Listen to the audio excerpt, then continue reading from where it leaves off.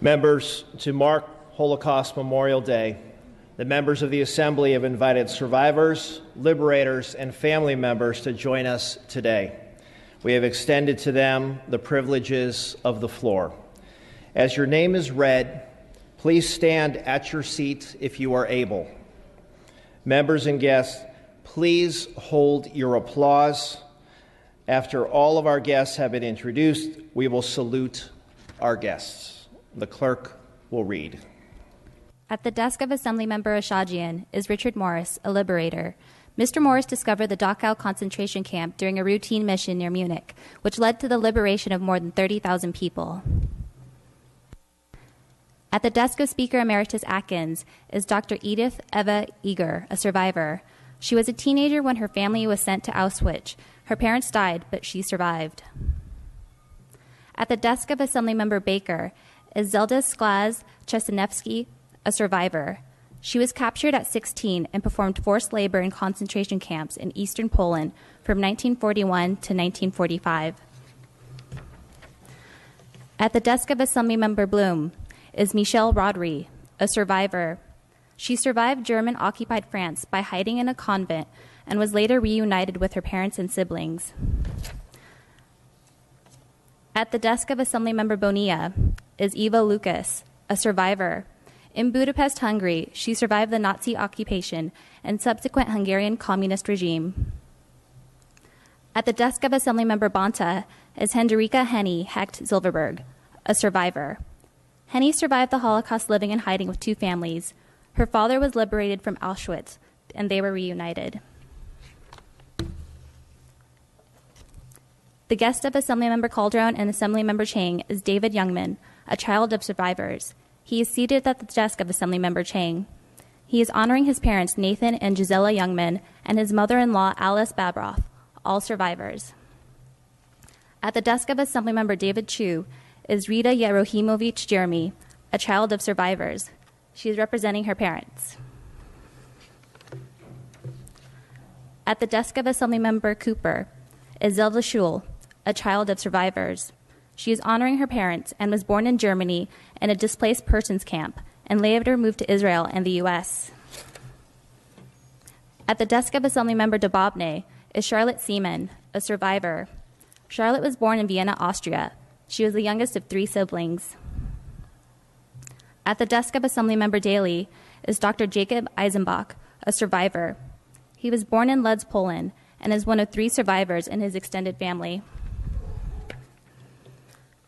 At the desk of Assemblymember Dodd is Tova Weiss, a survivor. She survived life in 6 concentration camps. At the desk of Assemblymember Eggman is Paul Fairbrook, a survivor. He immigrated to the U.S. from Germany and served his adopted country as one of the Ritchie boys, who translated German documents to help the Allies win World War II. At the desk of Assemblymember Frazier is Dr. Martin Markovitz, MD, a child of survivors. He is representing his parents, who survived slave labor and Auschwitz concentration camp. At the desk of Assemblymember Eduardo Garcia are Anne Marie and Tiffany Campbell, the daughter and granddaughter of a survivor. They are honoring Alex Izer Reifer, who was born in Poland and fled to Russia during the war, where he served in the Russian army against the Nazi regime. At the desk of Assemblymember Gatto is Thomas Mertens, a survivor. He was rescued by Quakers. He later served in the U.S. Army. At the desk of Assemblymember Gomez is Ken Boris, a nephew of a survivor. He is honoring his aunt Ava Ballo. She escaped a labor camp in Hungary and immigrated to the U.S. in 1956. At the desk of Assemblymember Roger Hernandez is Francis Charles Nielsen, a liberator. Staff Sergeant Nielsen served in World War II as a tail gunner in the 341st Squadron of the 97th Bomb Group. At the desk of Assemblymember Holden is Sam Langholtz, a survivor. I refuse to complain has been his philosophy arriving in Los Angeles and surviving life in a concentration camp. At the desk of Assemblymember Joan Sawyer is Natalie Gold, a child of a survivor. She is honoring her father, Leon Weinstein, a survivor of the Warsaw Ghetto uprising of 1943. At the desk of Assemblymember Levine is Isaac Nittenberg, a survivor. He endured the Lutz Ghetto and 4 concentration camps. At the desk of Republican leader Mays is Goldie Jacoby, a survivor. She and her family survived by hiding in a very small space under a pigsty in a barn in Poland. At the desk of Assemblymember McCarty is Diane Weber, a child of survivors. She is the last remaining daughter of her parents, who were from Hamburg, Germany.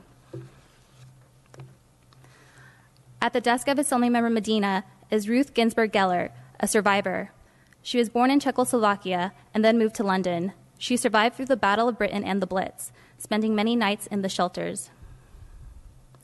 At the desk of Assemblymember Melendez is Henri Berger, a survivor.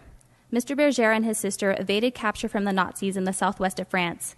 Separated from their parents, Mr. Berger and his sister hid in cornfields, in the woods, or anywhere they thought was safe. They survived by stealing food and taking turns waiting in long bread lines. Amazingly, they remained in hiding until France was liberated in 1944. At the desk of Assemblymember Mullen is Renee During, a survivor. She survived Auschwitz, the medical experience of Dr. Mengele, and she escaped from a death march as a free woman.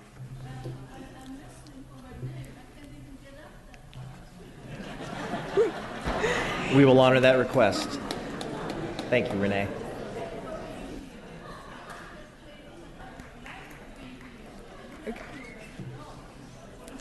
Okay.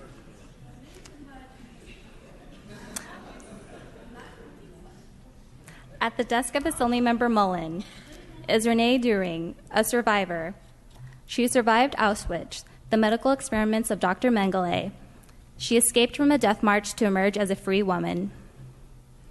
At the desk of Assemblymember Nazarian is Julia Seski, a survivor. She was forced into hiding, was captured, and sent to a ghetto. At the desk of Assemblymember O'Donnell is Jacob Bosner, a survivor. Formerly of Latvia, he's a survivor of the Riga ghetto, as well as 5 separate Nazi concentration camps. At the desk of Assemblymember Quirk is Mala Longholtz, a survivor. Today, it's all about family. Her caring personality remains undiminished, a triumph over the evils of Nazi Germany. At the desk of Speaker Rendon is Dave Lux, a survivor. He was just 5 years old when he was separated from his parents in Czechoslovakia and sent to England as part of the Kinder Transport Rescue Mission. At the desk of Assemblymember Ridley Thomas is Suzanne M. Rato, a survivor.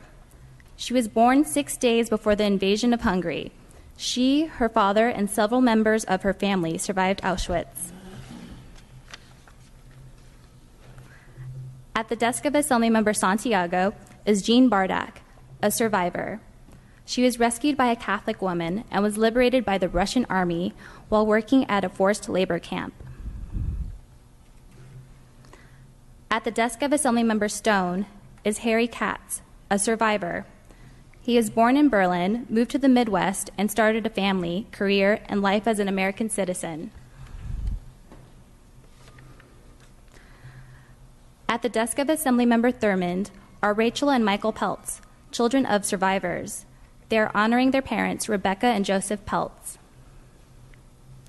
At the desk of Assemblymember Ting is Leon Reininger, a survivor. He is a survivor who was born in Romania. At the desk of Assemblymember Williams is Julianne Heyman, a survivor. She and her family escaped Nazi-occupied Europe to come to the U.S. At the desk of Assemblymember Wood is Hans Angres, a survivor. He survived many roundups and reunited with his family. The following guests were unable to attend today: Max Webb, Robert Jiminder, Selena Karp-Biniaz, Joseph Rosenberg, David Aguilar, Bernard Marks, and Gita Ginsburg.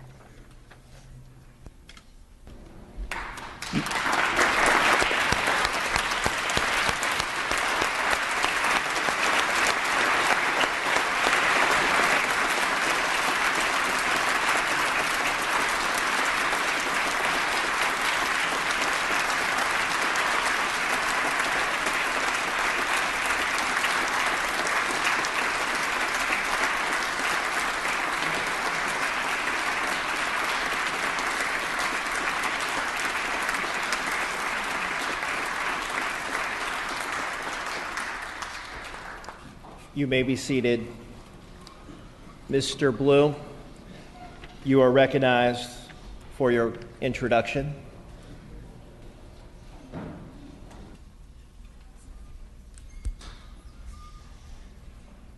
Mr. Speaker, we have with us many members of the community seated in the back of the chambers who are here to participate in the Holocaust Remembrance luncheon that we had earlier today.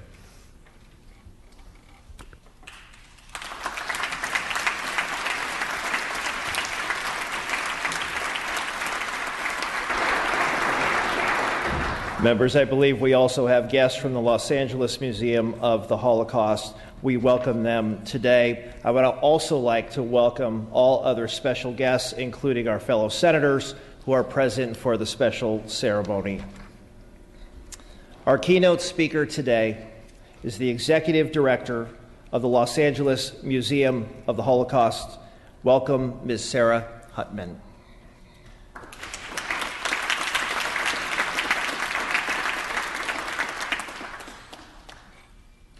Without embarrassing you, I'm just going to correct my name just because my mother would want me to do that. It's Samara Huttman.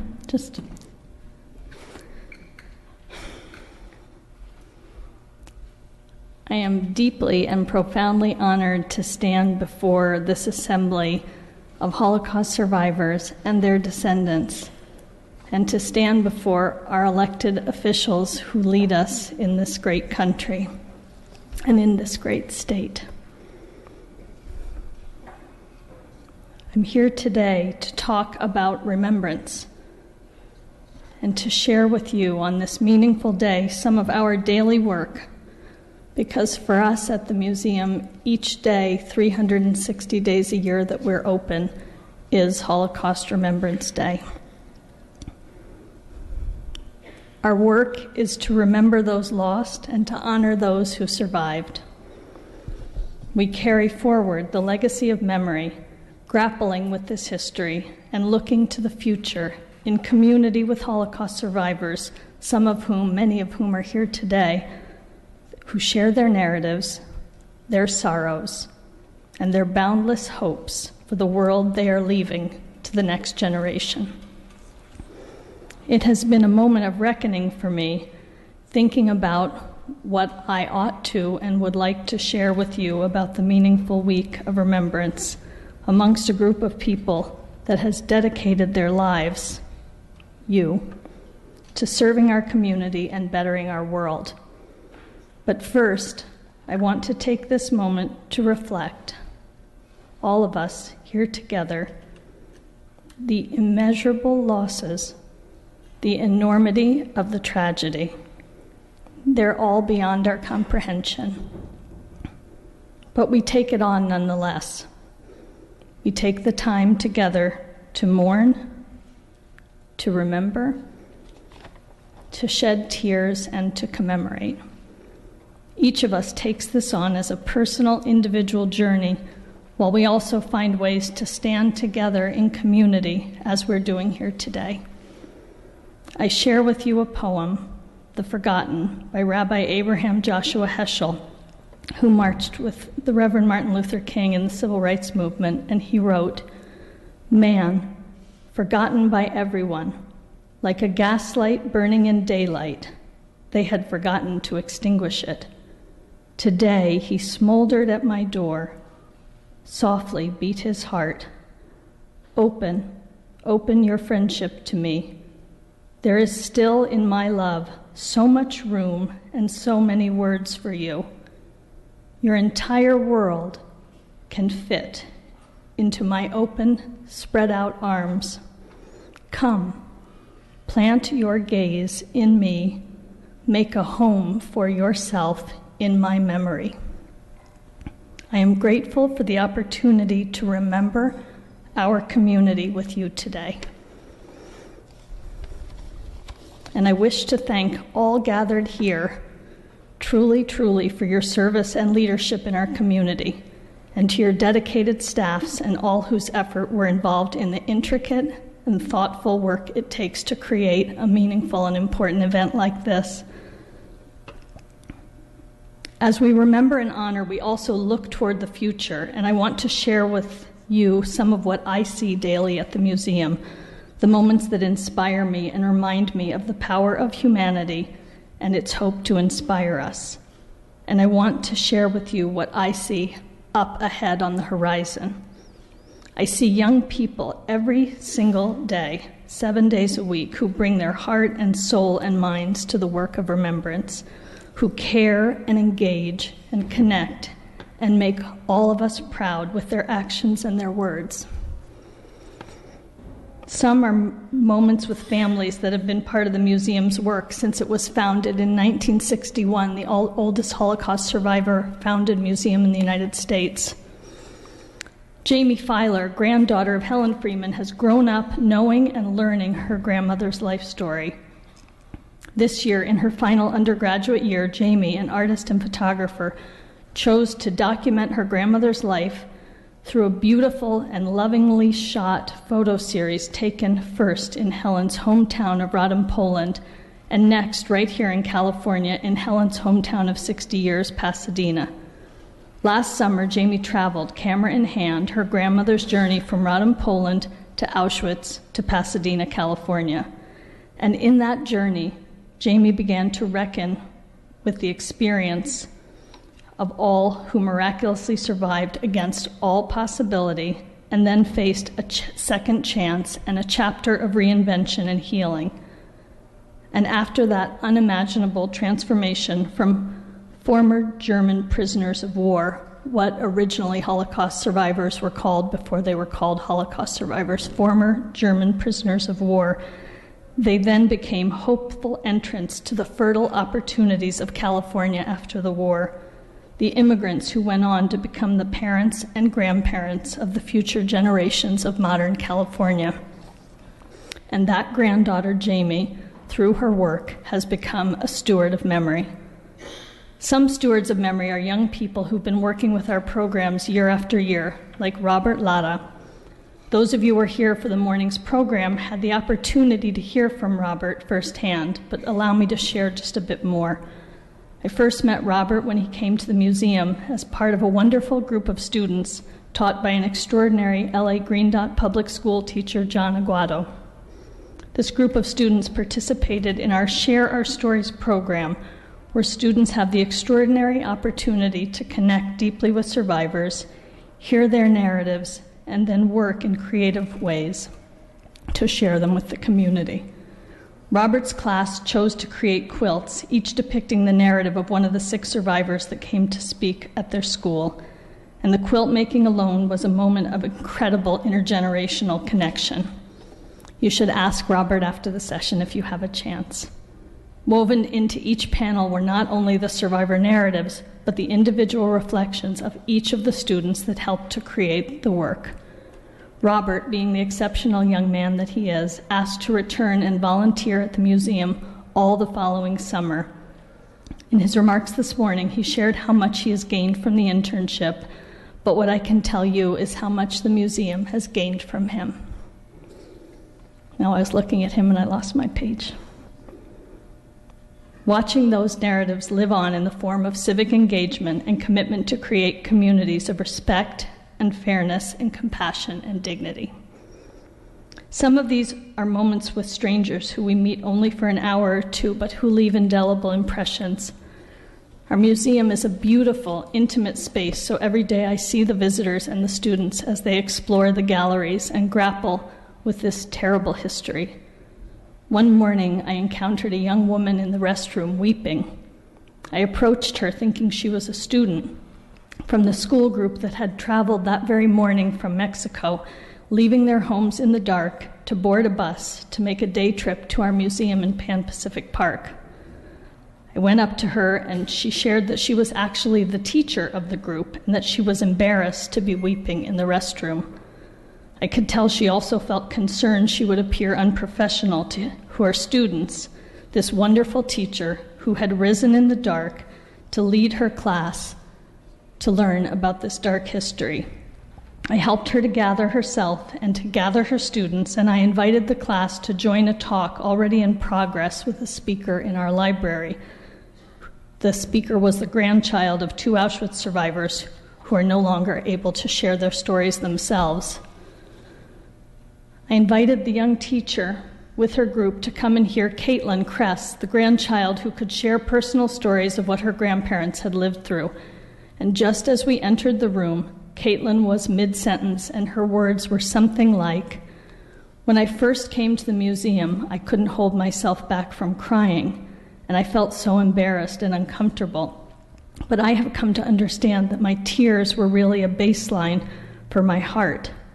My tears are a sign that my heart is fully functioning, sound and capable of compassion in the face of destruction, and the motivation that comes from acknowledging the cruelty of human possibility and the sanctity of human righteousness. I share these moments with you because as I stand here alongside our student ambassadors in the gallery and this extraordinary assembly of survivors and liberators, I want you to know that extraordinary intergenerational connections are taking place every day across this great state and across this great country, in museums, in schools, and in small community libraries across California.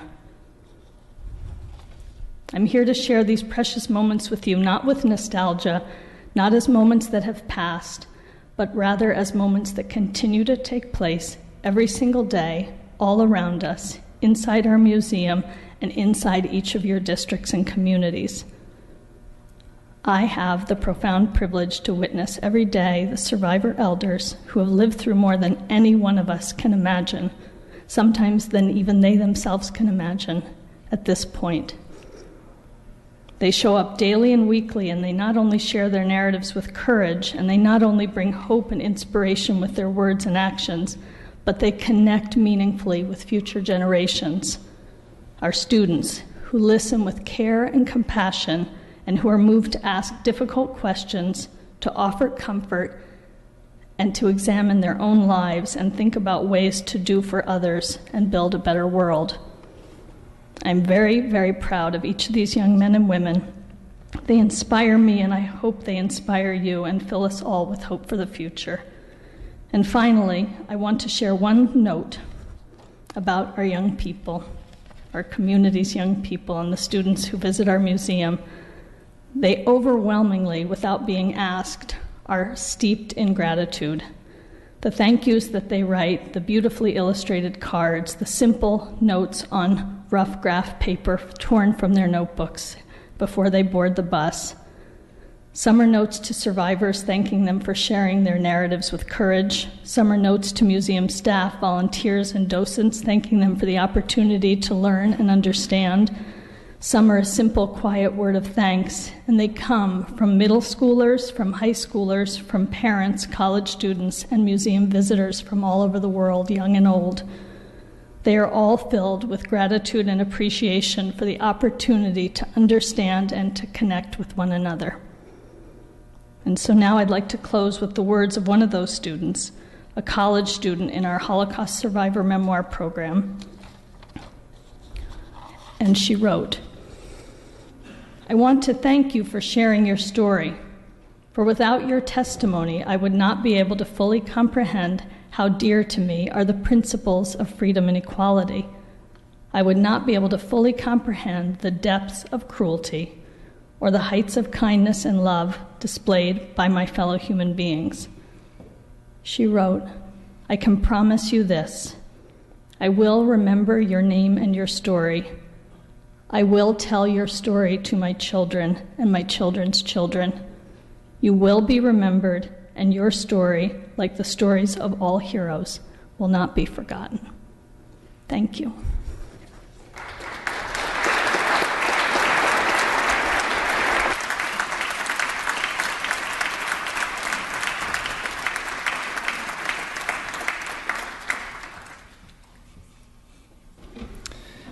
Thank you, Ms. Hubman. At this time, I invite Rabbi Azen to return to the rostrum to deliver the mourner's Kaddish. Rabbi. Please rise.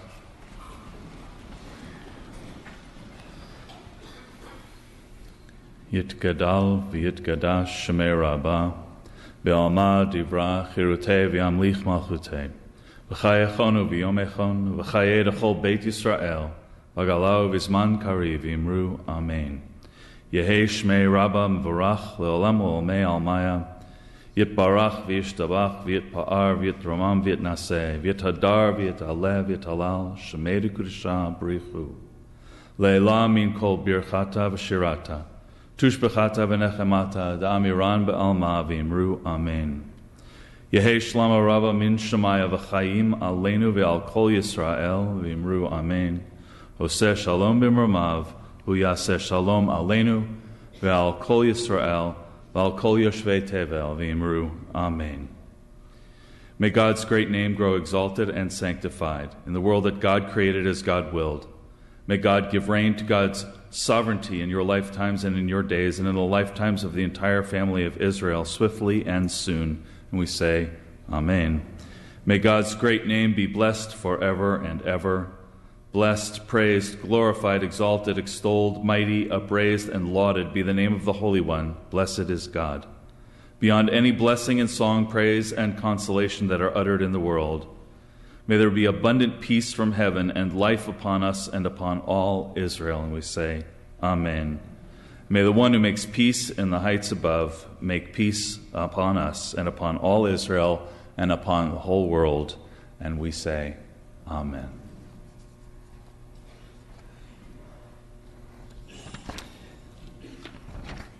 Thank you, Rabbi. We encourage guests to visit a special exhibit on the second floor rotunda of the Capitol. On behalf of Assemblymember Bloom and the Jewish Caucus, we extend our appreciation to you for assisting us in our efforts to help future generations never forget. This concludes our ceremony. We will take a brief recess to allow our guests to depart from the chamber. Members, please do not leave the chamber as we have business before this body today. Thank you all.